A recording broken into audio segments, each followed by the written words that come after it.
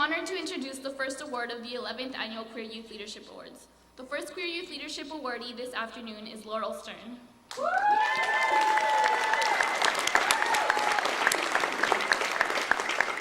Laurel is the co-president of the Santa Cruz High School's Gay Straight Alliance. Z organized the National Day of Silence and Transgender Day of Remembrance, which involved reading the names of hundreds of victims of transphobic violence. Laurel is also a volunteer with the Santa Cruz AIDS Project. During the fall semester, Laurel spent 6 months living in La Chorrera, Panama, where Z provided information, education, and resources for the queer youth she met there.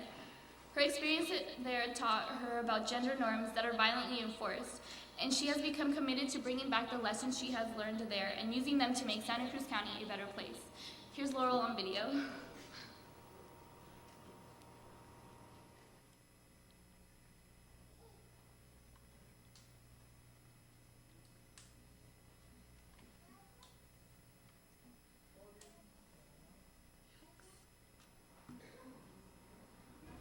I spent last semester living in Panama, which was kind of strange. I lived with a very conservative Catholic family, and that took a lot of getting used to.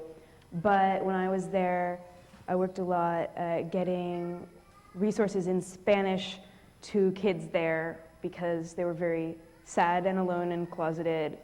And I think it helped them a lot that there was someone there who was not going to try to kill them or kick them out of their houses for being who they were. I am still in contact with them. One of them is one of my best friends now.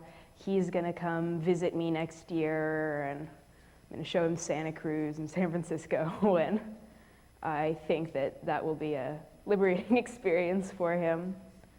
Santa Cruz High School, in general, it's a really wonderful and supportive environment, but I think people take their rights for granted and think, oh, I don't need to be active, I don't need the queer community to be a big presence on campus because things are already so good, you know, how could they get any better?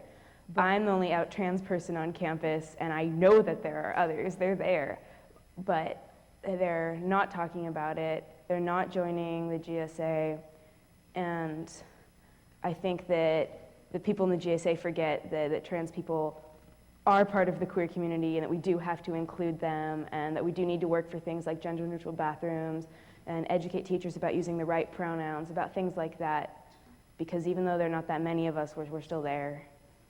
People will try and put you to the side, people will try and treat you like you're an L, a G, or a B, but you're not, you're the T. You know, you have to represent that, or people will do their best to ignore it because it's something different, it's something they're not comfortable with, and it's something that they don't know about. So you have to be working to educate people all the time, even though it's exhausting, even though it's not fun, even though sometimes you just want to be you have to put yourself out there. I love doing things like triangle speaker panels because I get to talk to all these people. I love talking about myself, and I love telling people about what it's like to be me, and with that, knowing that maybe I'm helping other people become comfortable being themselves.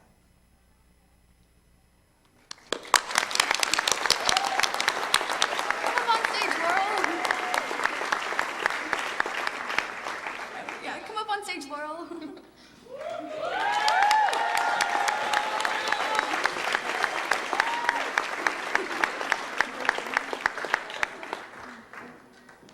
Hi, I'm Laurel. So Jacob, the one who coordinated this whole event, whenever he talks about it, he's always saying how it's really something that's there because we're always talking about how queer youth have higher suicide rates, how they have all this trouble in their schools, how no one recognizes them, and that this is a way of saying, no, really, it's great to be queer. And so I started thinking about that, because when I think about myself and being a queer youth, you know, there's, specifically a trans youth, there's a lot of things that aren't great and aren't easy. I feel excluded a lot of the time, honestly, and it can be really hard. The teachers separate the class into boy and girl, and I stand there in the middle.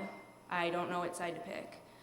I go to use the bathroom, and the sign says boy or girl, and I don't know which bathroom to go into. People say he or she, and they don't know which pronoun to use. People look at me and they say, oh, you know, you're a masculine-looking person who seems like they're female, must be a lesbian. They make those kind of assumptions all the time, and they don't ask. But that's really not it. Because by being who I am, I'm enormously privileged. So many people do not have something that they can be active about and then they can speak up about.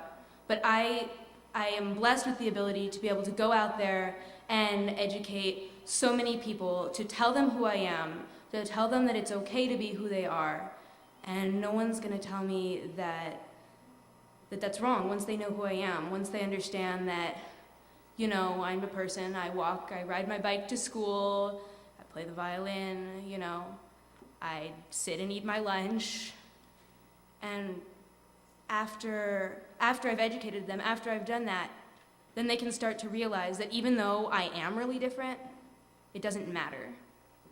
On that note, I've decided to give my donation to Community Music School of Santa Cruz, and basically what they do is they give lesson referrals for different musical instruments, and they put on concerts and events, but most importantly, they host 2 summer camps every year. A day camp for kids and an overnight camp for teenagers, both of which focus on Celtic music. This probably isn't seeming really related to, you know, queer rights, things like that. It is. You know, I've been going to these camps since I was 8 years old, and I have to say that in all of my life, this might be 100% the only place where I have felt like in every single way it's okay to be who I am. And I know that the other people who go there, they feel the same way. No one ever is going to put anyone else down. We're all really weird. I mean, we're at a Celtic music camp. And I wanted to give them my donation because I think it's amazing that they do what they do. And so many kind of quirky people like me have found somewhere where they really fit because of this. So that's where I'd like to give my donation. And I just wanted to thank everyone.